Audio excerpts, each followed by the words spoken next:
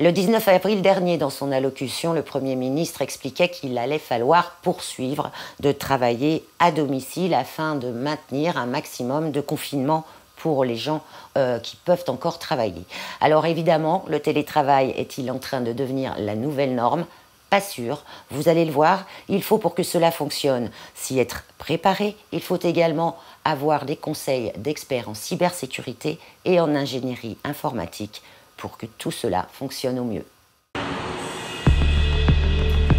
Fin mars 2020, les bureaux de la SAPMER sont quasiment vides à quelques rares exceptions près. L'Austral est en campagne de pêche à la langouste dans les Kerguelen. Les palangriers, eux, sont à quai depuis fin février par mesure de précaution sanitaire pour les équipages, mais sans impact sur les quotas. La première marée de l'année a été bonne. Le comptoir de vente directe a pu rester ouvert au public avec un système de drive et de distanciation. On n'a pas fermé le comptoir, on a pris la décision d'assurer la continuité du service pour l'intérêt général, pour nos clients, en adaptant nos horaires, en ajustant aussi les effectifs présents dans le magasin et bien entendu en adaptant aussi notre façon de travailler. Du côté du back-office, la quasi-totalité des employés est en télétravail à domicile. Les réunions se déroulent sur plateforme numérique. Alors moi, du coup, j'organise mon télétravail avec la garde de mon fils. C'est pas évident, mais ça, vous le savez. Du coup, on a organisé des plages de travail avec le papa sur la journée. Et puis, je travaille soit sur la terrasse, soit dans mon salon. Alors, pour moi, le télétravail, c'est un petit peu plus simple car j'ai pas d'enfant. Donc, du coup, j'ai des plages horaires à respecter dans lesquelles je me connecte pour travailler sur mon travail quotidien. Moi, je télétravaille chez moi avec ma famille. Donc, on doit partager une pièce. Donc, je suis dans un bureau dédié à ça. Je respecte les horaires de boulot. Donc, je suis disponible sur les mêmes plages horaires. Et ça se passe très bien. Avec la connexion Internet, tout va bien. Alors moi, je suis un peu comme Déborah, du coup. Moi, j'ai 2 enfants, donc du coup, c'est un petit peu plus compliqué. J'ai les maîtresses, du coup, qui m'envoient les devoirs. Donc, on essaye de faire, je jongle entre le travail que j'ai en tant que salariée et aussi un petit peu, du coup, en tant que maîtresse d'école. Ouais. Allez, ça marche. Bon courage à toutes. Chacun jongle avec les contraintes de ce confinement, mais pour que cela fonctionne au mieux, la démarche doit avoir été amorcée depuis longtemps. La SAPMER avait préparé ses employés au travail à distance avec des ateliers collaboratifs à l'initiative du directeur des ressources humaines. L'anticipation s'est avérée efficace dès le début de la crise. Nous sommes une entreprise multisite puisque nous avons des implantations à la fois à La Réunion, qui est le siège du groupe SAPMER, mais également à Maurice, aux Seychelles et à Concarneau, ce qui a incité l'entreprise depuis de longues années à développer des systèmes d'échange et de communication. Après, Estelle, je ne sais pas si tout le monde est informé par rapport à... On a eu une dizaine d'ateliers qui réunissaient sur nos différents sites à Concarneau, à La Réunion et à Maurice les collaborateurs sur la base du volontariat, quels que soient les horizons, quels que soient les métiers, quelles que soient les directions de rattachement.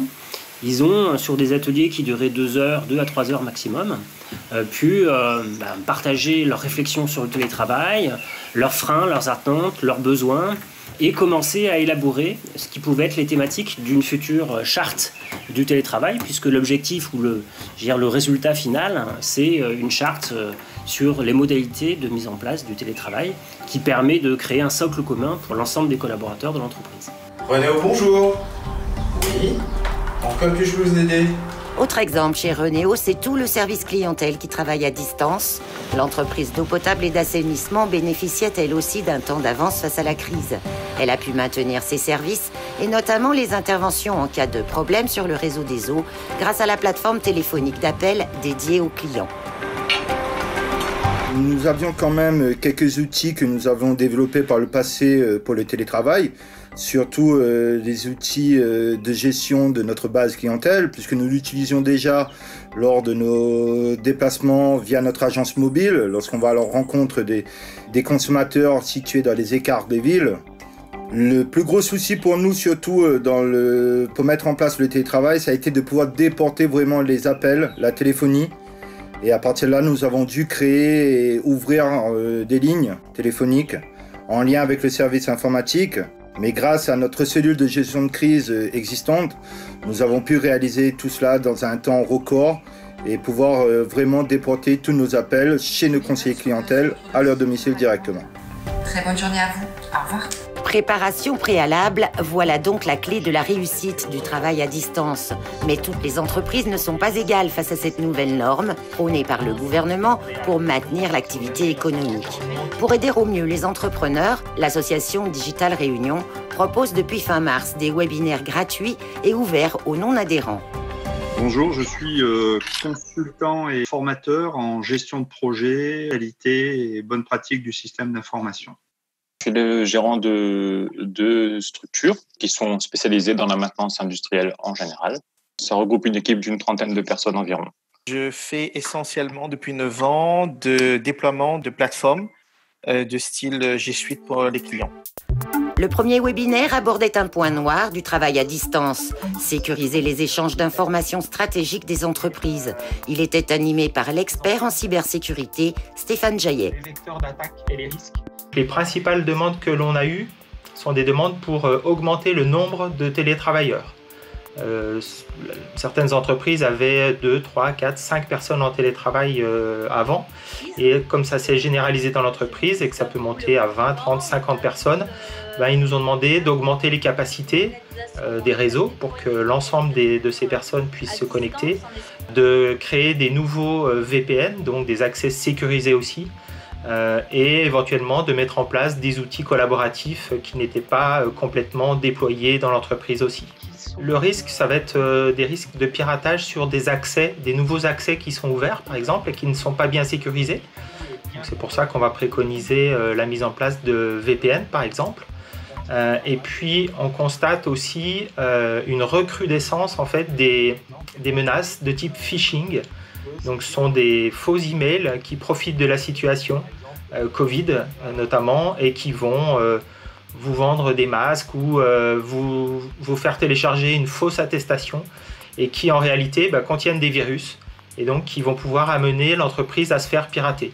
Donc les experts en sécurité ont noté effectivement une énorme recrudescence de ce type d'attaque. Et donc il faut vraiment sensibiliser les utilisateurs pour qu'ils soient très vigilants par rapport à cela. La plupart des antivirus du marché font très bien le job. Ensuite, côté DSI, pour le télétravail, il faut par exemple s'assurer que les mots de passe utilisés dans l'entreprise sont des mots de passe forts. C'est un des risques qui est avéré en télétravail. Il faut savoir que les pirates vont scanner Internet en permanence et vont être capables de détecter les accès qui ont été mis en place pour le télétravail et ils vont essayer d'exploiter ces accès. Et le premier rempart, c'est le mot de passe. Donc un mot de passe fort qui est changé régulièrement est une première approche. Et nous avons constaté des clients qui ont été piratés. Souvent, ça vient en fait de ces mots de passe qui sont faibles, qui ont été des accès qui ont été mis un petit peu à la va-vite, parfois avec des mots de passe par défaut. Et les pirates sont capables de les détecter très très rapidement. Donc vraiment un point d'attention tout particulier sur ce point-là. Le télétravail demande des remises en question sur toute la chaîne, en commençant par le management. Confiance et bonne répartition des tâches sont deux autres clés du travail à distance. Isodome, expert en transformation digitale, le pratique depuis 10 ans et souligne l'intérêt collectif de ces nouvelles pratiques qui pourraient continuer après le 11 mai. Si on pouvait ressortir, on va dire, une chose positive de la période qu'on vit et de la crise qu'on connaît, c'est qu'effectivement, ça peut être un accélérateur au fait de pratiquer le télétravail dans les entreprises. Le télétravail, c'est un vrai atout en matière de qualité de vie au travail parce que pour les collaborateurs concernés, effectivement, on va réduire leurs déplacements. Donc ça va être du gain de temps, du gain d'énergie, au sens moins de fatigue, on va dire.